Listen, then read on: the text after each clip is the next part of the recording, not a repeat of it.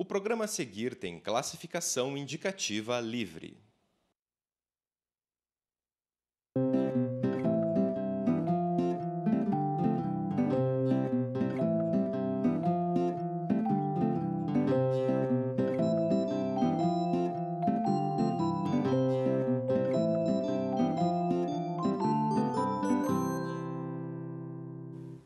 Olá, este é o programa Sem Brincadeira, uma parceria da TV da Universidade Federal do Paraná e do Grupo Dedica, de defesa dos direitos da criança e do adolescente.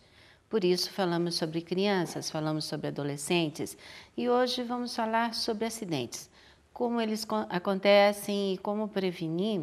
Nós já começamos um programa anterior com o Dr. Luiz Pujol, pediatra como eu, e vamos continuar então, Pujol, porque são muitos, não? E a gente tem que lembrar a quem nos ouve, quem nos assiste, que hoje acidentes e violência são a maior causa de morte no Brasil a partir de 1 ano de idade, de 1 aos 39 anos. Então, é o que mais mata no Brasil hoje. As crianças, os adolescentes e o adulto jovem, ou acidentes ou violência. E o nosso grupo da Sociedade Brasileira de Pediatria, nosso grupo da Sociedade Paranaense de Pediatria, que fazemos parte, sempre diz, são causas totalmente evitáveis. Por isso, tão importante essa nossa conversa anterior e a de hoje, não? Sem dúvida, Luci. Eu acho que os números, você colocou bem, né? Alguns acidentes, você já deixou dito, né? Acidente não existe. Né? Não é uma coisa fortuita, não é uma coisa do acaso, não é uma coisa do destino. Todos eles são evitáveis. E o que nos tem preocupado muito também são os acidentes que acontecem dentro do domicílio. Não é só o atropelamento, o acidente de automóvel, as quedas de triciclo, bicicleta, essas coisas. Mas dentro do domicílio nós temos fatores importantíssimos de trauma nessas crianças, de sequelas graves das que conseguem sobreviver a essas agressões. Na grande maioria das vezes, essas agressões e esses acidentes, eles são fortuitos, eles acontecem por uma desatenção, porque, na verdade, a responsabilidade sempre é do adulto. Sim. E, dentre eles, Luci, nós temos as intoxicações, que são fatores extremamente importantes na casuística de traumas dentro de casa. Das intoxicações, as alimentares, e aí entra uma série de fatores condizentes ao adulto, que acondiciona mal os alimentos, que os prepara de uma maneira errônea, né? Que compra alimento vencido. Nós não temos, não é muito da cultura do brasileiro, fazer a compra e procurar ver se o produto está com data de vencimento ou não. E essas coisas são importantes e trazem algumas coisas sérias com relação às crianças que ingerem esses alimentos mal acondicionados ou já vencidos. E também, né, João, alimentos comprados na rua, em lugares sem nenhuma condição de higiene ou de cuidado, e às vezes dados a bebês muito pequenos. E isso nós falamos de qualquer população, né? Qualquer nível sociocultural. Existe em nosso povo aquilo da criança pediu, eu tenho que dar. Exatamente. E quanto mal nós podemos fazer por uma criança se nós não tivermos esse papel que é da responsabilidade do cuidador. Eu acho que isso é muito bem lembrado, Luci. Porque você veja, esses alimentos vendidos em pequenos quiosques, em esquinas na madrugada, né? Quem sabe para os adultos, até por uma resistência maior, não faça tanto malefício, mas para uma criança que está na sua fase ainda de desenvolvimento das imunidades intestinais e das imunidades orgânicas em geral, isto é um risco, sem dúvida nenhuma. Acho que é importante lembrar isto. Né? Apesar de que existem também alguns restaurantes que convém que, de vez em quando, os pais adentrem a cozinha para verificar como é que está a condição de higiene e manutenção desses alimentos. E não é raro você ver nos noticiários um ou outro restaurante sendo interditados por conservação errônea dos alimentos e por falta de higiene de fato. Então, eu acho que isso é uma coisa importante que, dentro de casa, a grande maioria das mães observam. Mas eu acho que não é sem propósito nós conversarmos sobre isso. Mas também eu tenho algumas intoxicações muito importantes, que são as medicamentosas. Sim. A criança, na sua curiosidade nata, ela vê lá o comprimidinho que a avó usa para a doença cardíaca que ela tem, ou que o avô diabético utiliza, mas ele é um comprimidinho coloridinho, bonitinho, um desenho engraçadinho, ela experimenta achando que é uma bala, né? Um comprimido, às vezes, pode ter consequências extremamente graves no organismo de uma criança dessas. Gotas, xarope. Então, eu acho que nós temos que deixar um alerta a quem nos ouve e nos assiste de que o acondicionamento de todo e qualquer medicamento, qualquer produto químico tem que ser em local extremamente inacessível a essas crianças. E não adianta dizer que porque a criança tem 2 anos, ela não vai alcançar o balcãozinho da casa da avó, onde ela põe os seus remédios mais à vista. Porque ela dá um jeito de subir Sim, ali. com certeza. E pela curiosidade, viu a avó tomar, viu outra pessoa ingerir aquele líquidozinho que às vezes tem, infelizmente, uns sabores deliciosos, e ela os ingere como alimento comum e não como um medicamento. Então, eu acho que as intoxicações medicamentosas são extremamente graves. Também muita atenção dos pais e dos cuidadores à prescrição do médico na dosagem desta medicação, nos tempos certos de uso, então o horário correto, para que não haja uma supermedicalização dessas crianças, principalmente quando se tem que dosar alguma coisa, há que haver uma atenção especial, porque qualquer medicamento em dose excessiva, ele já às vezes, na sua dose normal, nós temos efeitos colaterais, numa eventual aumento de dose inadvertida por uma pessoa que dê a medicação à criança e não avise ao companheiro que já administrou a dose naquele horário e ele administra outra, nós vamos ter uma série de inconvenientes para as crianças e as intoxicações medicamentosas são perigosas. Sim. Uma intoxicação, Lucy, só antes que eu me esqueça e que eu atendi nesse último plantão, é a ingestão de plantas. Existe uma planta que chama Comigo Ninguém Pode. Sim. Extremamente tóxica, extremamente perigosa, e eu a aconselharia, pelo que eu pude vivenciar nessa madrugada, uma criança intoxicada com alterações circulatórias, cardíacas, fez lesão renal por essa planta, e ela é chamativa porque ela é até bonitinha, eu aconselharia as famílias a não a terem. Sim, com certeza. Deixem isso em outro local, sem acesso à criança, porque inadvertidamente, se ela mastiga aquilo, é um veneno extremamente perigoso. Sim, e até são as crianças menores que tentam isso, né? Normalmente é o bebê que está começando a andar e que vai experimentar o mundo, né? Estou experimentando o mundo, eu lambo tudo, mordo tudo, ponho tudo na boca. Sim, quando você me falou das drogas e disso dos remédios, medicação, é um conselho bastante importante que não se tomem os remédios na frente das crianças. Exato. Mas um outro seria, né, tá em um lugar não acessível. Mas um fundamental na administração, que sempre se ponha numa colher o que é de gota, o que é de xarope, e nunca administre direto na boca.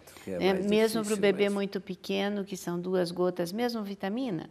Né, vamos dizer, eu tenho a vitamina A e D que se dá no primeiro ano de vida. São 2 gotas. Se eu deixar cair 3, eu já tenho 50% da dose a mais. Exato. Então, e num bebê onde o volume corporal é muito pequeno para aquela quantia de substância. Então, de qualquer droga. Eu não sei se você tem no teu consultório, eu tenho. Muitas vezes aquele remédio que fez bem para aquele bebê, aí a avó, a tia, a mãe da outra criança diz, dê para ele. Né? Não só de passar o que não é certo, mas também a dose. Às vezes até um remédio que um médico prescreveu e está lá 5 ml do xarope de 8 em 8 horas. E se passa essa receita como se passa a receita de bolo. Né? Exato. Pronto. Então, que cuidado nós temos que ter? Os médicos, as unidades de saúde, o pediatra, ele tem que ser consultado. Remédio é droga. Exato, né? Todos eles E tem seu efeito. E só terminando isso dos remédios, hoje uma grande parte da nossa população usa psicoativos, infelizmente. Né? Que bom que existem para os casos graves, que pena que estão tão difundidos no uso. E são os tarja preta. né? Ou às vezes muitas crianças também. Isso, a fundamental importância, e eu vou dizer, da semana passada, no hospital, de encontrar 2 crianças intoxicadas com essa medicação, né? Que uma da própria criança, e aí uma tentativa de suicídio aos 10 anos. E a outra, o remédio da mãe. Então, são remédios que têm que estar 4 chaves, se possível 5 chaves. Não é mesmo? Eu digo que essa proteção, né, ao acesso tem que ser extremamente segura e nunca esquecendo que a criança, pela sua curiosidade natural, pelas suas habilidades, ela às vezes consegue coisas inacreditáveis no sentido de conseguir atingir o seu objetivo de procurar aquela pastilhinha azul que o meu avô tomou ou a cor-de-rosa que minha avó deixou ali caída no chão. Então, é muito importante isso, Lucia, eu acho, as plantas, alguns, esses detergentes, né?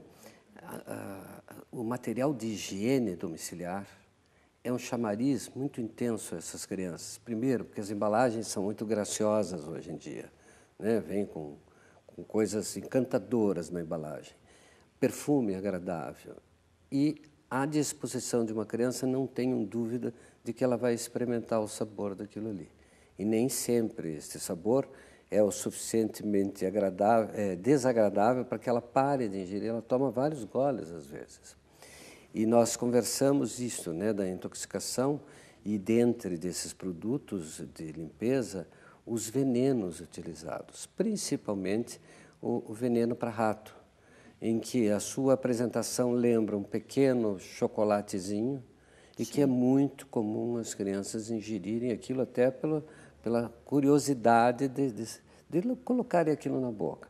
E pelo acondicionamento de alguns produtos químicos, Luci, que são colocados em garrafa de refrigerante, em garrafa de cerveja, em invólucros de leite, para ficar mais reservado. Então, o frasco é muito grande, eu usei só um pouquinho, o que sobrar eu ponho dentro de uma garrafa de refrigerante e fica ali. Isso é um crime, porque, sem dúvida nenhuma, para a criança, a marca do refrigerante é chamativa e ele vai tomar sem, ao menos, prestar atenção de como é que aquilo funciona, ou por que está tomando, e as consequências são muito graves para nós. Então, eu acho que as intoxicações são coisas extremamente sérias que nós temos que deixar um alerta grande à nossa população. Certo. A gente vai fazer um pequeno intervalo e a gente volta já já com o nosso tema acidentes domésticos na infância e na adolescência. Não vamos esquecer também de lembrar disso na próxima bloco da soda cáustica, infelizmente ainda no nosso comércio. A gente volta já já com o nosso tema acidentes domésticos na infância e adolescência. Até já.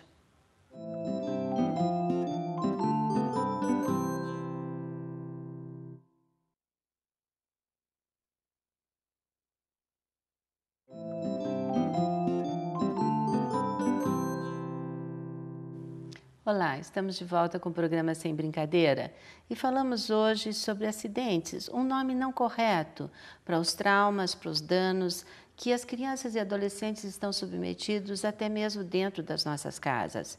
Hoje falamos com o Dr. Luiz Ernesto Pujol e falamos então, Pujol, como pediatras, né?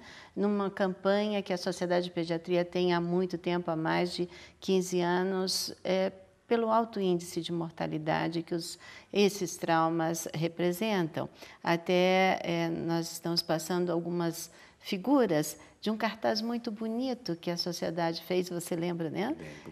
E que era para alertar a nossa população que acidentes são evitáveis, todos. Falamos então no primeiro bloco das intoxicações e agora poderíamos falar sobre armas. Luci, quem trabalha em pronto-socorro tem esta nítida noção de que os traumas provocados tanto por armas brancas, que são as armas cortantes, quanto as armas de fogo, estão aumentando assim assustadoramente. Quando nós vemos crianças pequenas baleadas, né, que não têm como ter acesso, isso nos choca muito, né? Então, são as vítimas de balas perdidas e dessas coisas desse tipo. Mas quando você vê crianças de 4, 5, 6 anos, que elas se utilizam desse armamento, na grande maioria das vezes sem nenhuma intenção de causar dano, mas o causam a si próprias ou aos outros que as rodeiam, a gente se assusta e eu acho que cabe muito nós alertarmos a população que, de preferência, não disponham de armas dentro da sua residência.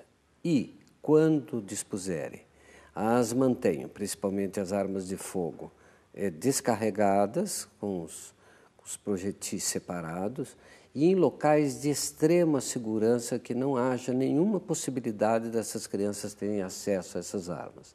E a gente vê coisas assim, de irmão matar irmão, de primo matar primo, e de criança balear pai e mãe, por uma inadvertência de um revólver, de uma espingarda, de uma carabina, de alguma coisa, ficar ao alcance dessas crianças. Mesmo há quem necessita desse tipo de armamento como seu meio de trabalho ou por qualquer outro motivo que justifique tê-la, eu acho que é inadmissível que as crianças tenham acesso a isso. Das armas brancas, principalmente faca, canivete, eu acho que isso tem que ser separado de todo o restante dos utensílios familiares em um local onde não haja, de fato, e a gente insiste muito, né? O local de acesso a essas crianças. E aí os pais dizem, não, mas a minha gaveta ela é bem fechada, é difícil de abrir. Não se iludam, as crianças, na sua criatividade, conseguem abrir cofres que muito ladrão não consegue, né? E isso é próprio da criança, a tentativa, ela tenta até a hora que ela consegue. Então, eu acho que não tê-los é o melhor. Na absoluta necessidade de ter algum tipo de armamento em casa, mantê-lo longe do alcance de crianças e nunca ele pronto para ser disparado. Sim. A gente vê isso com muita frequência e dentro do pronto-socorro é lastimável você ver vidas que se perdem, sequelas graves de tiro e de facada, em que crianças, na verdade, não têm nem noção do que fizeram, né? Mas tinham o acesso àquele tipo de objeto traumatizante aos demais que os circundam. Então, eu acho que o ideal mesmo é não tê-lo, mas tendo que ter, tem que preservar isso com muito cuidado. Sim, e até nessa preservação também a preservação do valor, né? Exato. Porque muitas vezes isso é trazido para dentro de casa como um modelo de força, de poder sobre o outro. E para a criança e o adolescente, isso pode ser usado dentro daquela ideia muito mágica que a criança tem, e até que os desenhos em quadrinhos, os desenhos e filmes infantis mostram, né? Eu dou tiro, eu amasso, eu soco e depois tudo volta ao normal. Exatamente. Isso não é é passado. consequência do meu Sim. ato. Né? E isso você tem razão. É muito comum você ver as pessoas que têm armamento em casa se vangloriarem disto, né? Eu tenho uma arma, eu me protejo, eu protejo a minha família e crio nessa criança um aspecto, como você disse, mágico daquele objeto, né? Sim. Então, aquele é um objeto mágico. Agora, ele assiste no vídeo, na televisão, ele assiste nos videogames, né? O tiro que mata, que sangra, que derruba, que fere, e depois ele continua andando pela mesma rua para ferir outros e tudo. Quer dizer, a valorização desses atos são importantes, eu acho que você tem toda a razão, né? Os pais, primeiro, não devem demonstrar isto como uma benesse, ter um armamento em casa. Sim, mesmo que seja da sua profissão, mesmo que seja da sua lícita, profissão, né? Estamos falando lícita, de profissões exatamente. lícitas. E mesmo as armas, que naturalmente, em algumas situações, elas são permitidas terem-se na residência, mas nunca vangloriar-se disso e nem dizer que eu tenho coleções, essas coisas, porque as consequências são essas. Luci, tem uma coisa importante que eu gostaria de citar para você e que a gente tem visto muito dentro do pronto-socorro. São os acidentes com automóveis no domicílio, que é uma coisa que a gente faz muita campanha de trânsito, né? Usa cadeirinha, olha, tem basta, a posição da criança, peso condizente com esse sistema todo de proteção.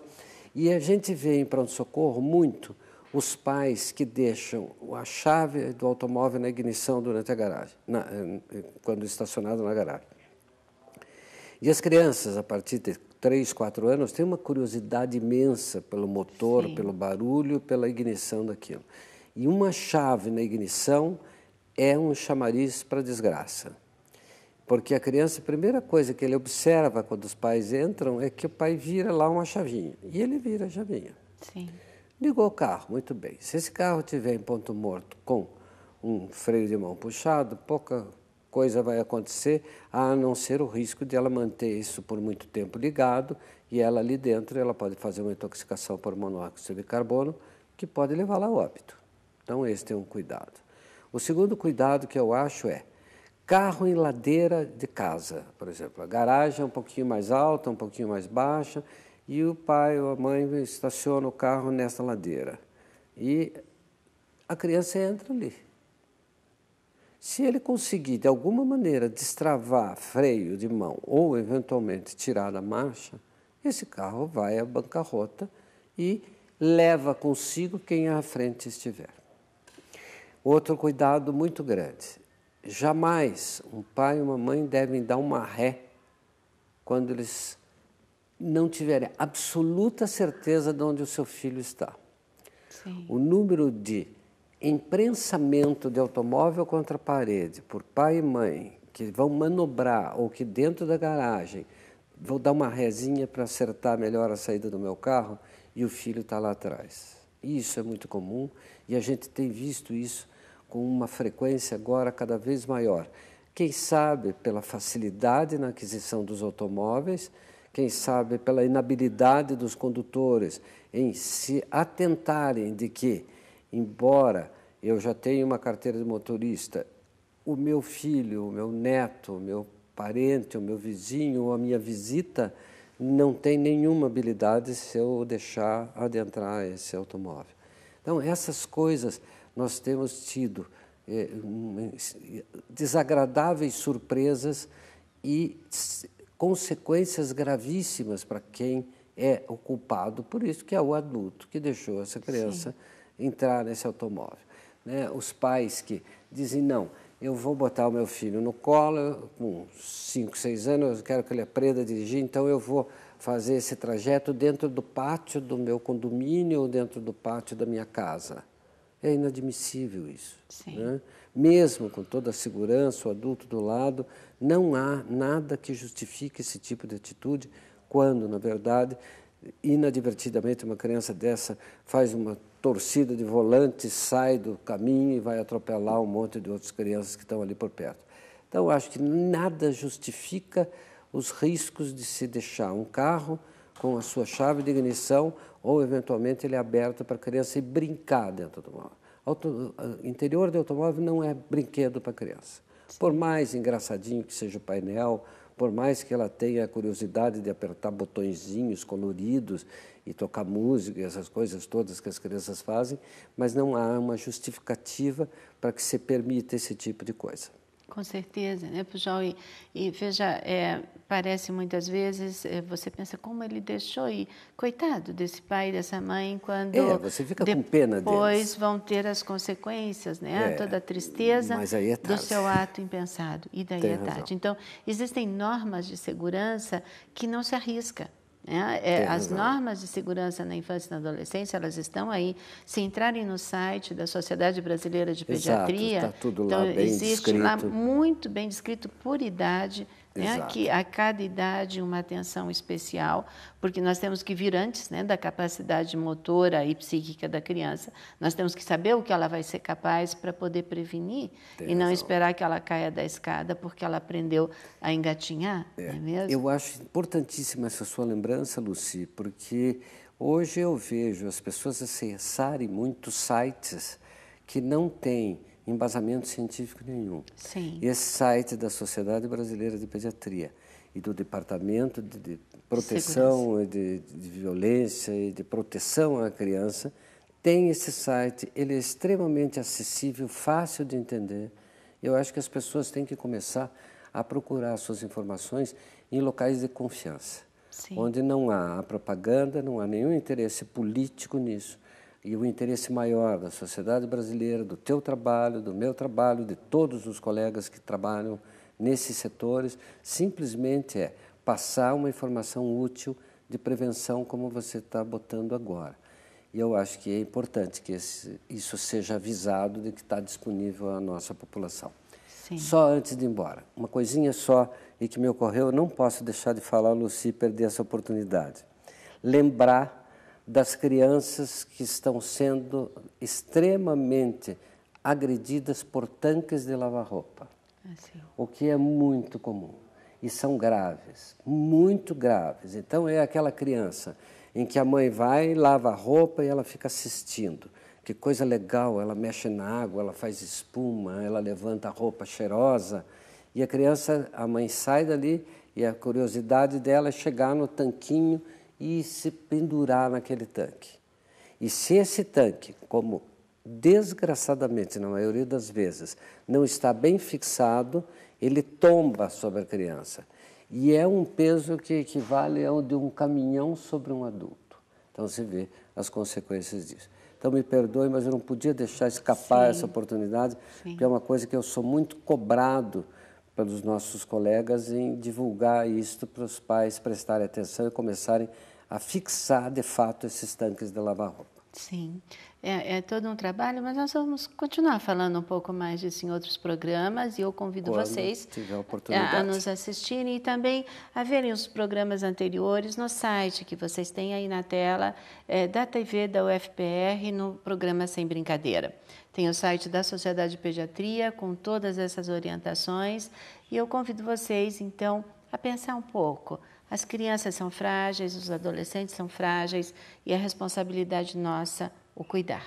Eu agradeço e espero vocês na próxima semana com um novo tema do Sem Brincadeira. Até lá!